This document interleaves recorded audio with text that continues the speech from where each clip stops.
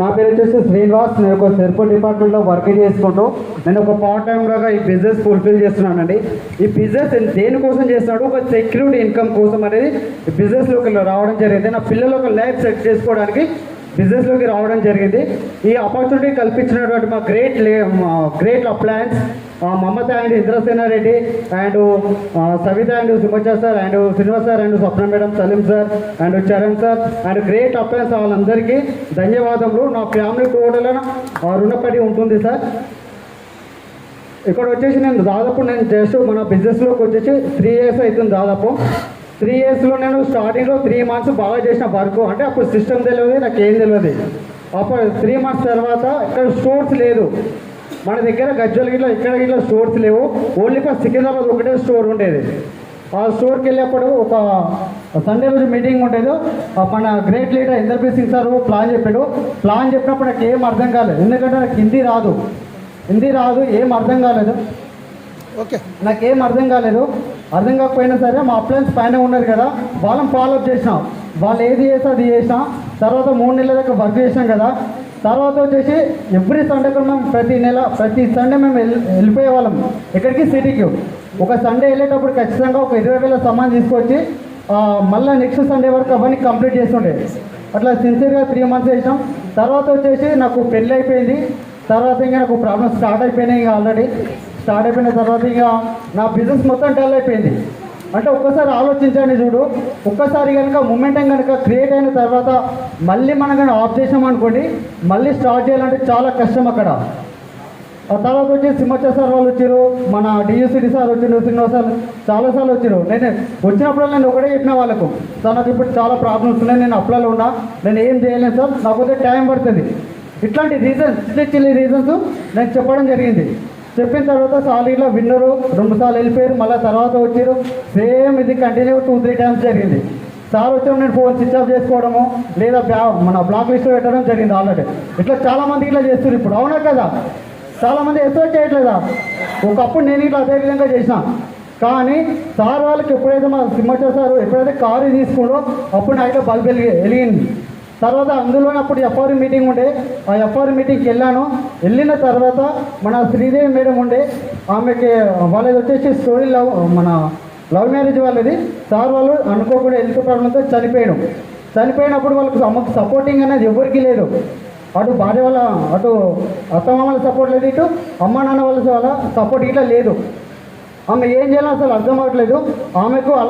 ఆమెనే సక్సెస్ అయినప్పుడు మన బిజినెస్లో మనం ఎందుకు సక్సెస్ కాలేమో అక్కడ ఒక మంచి నిర్ణయం తీసుకున్న తర్వాత బిజినెస్ ఇలానే మళ్ళీ అప్పటి నుంచి 0 నుంచి స్టార్ట్ చేశాం.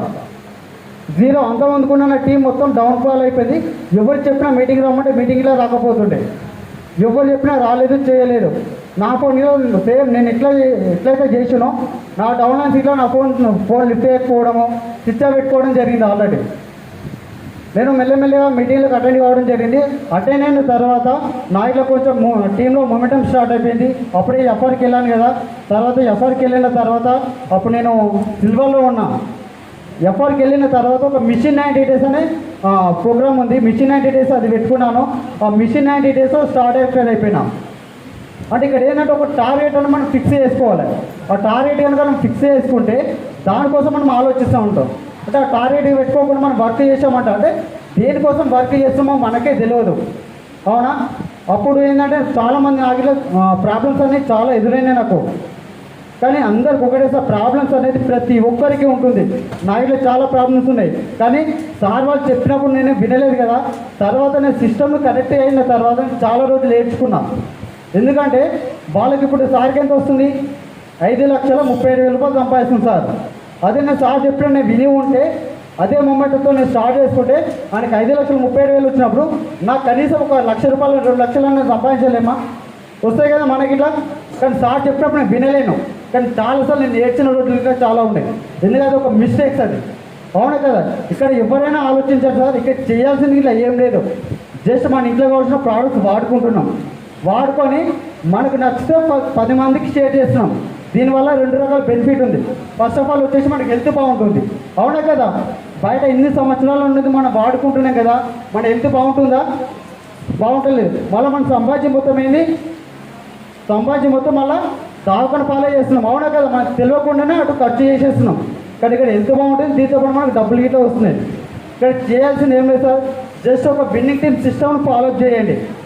సిస్టమ్ మన అప్లయన్స్, మీరు ఇక్కడికి ఎవరైతే మిమ్మల్ని ఇన్వైట్ చేసారో వాళ్ళ చేతి పట్టుకొని నడవండి. ఖచ్చితంగా వాళ్ళు చెప్పింది చేయండి, ఖచ్చితంగా సక్సెస్ కావచ్చు. Thank you sir, wish you well.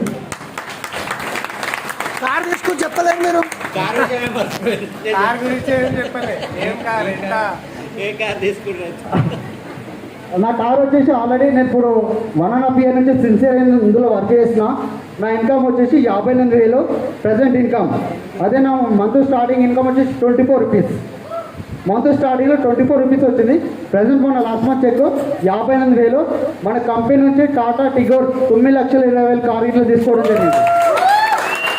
అంటే ఒక నార్మల్ పర్సన్గా నేను తీసుకుంటున్నా అంటే మీరందరూ తీసుకోలేరా?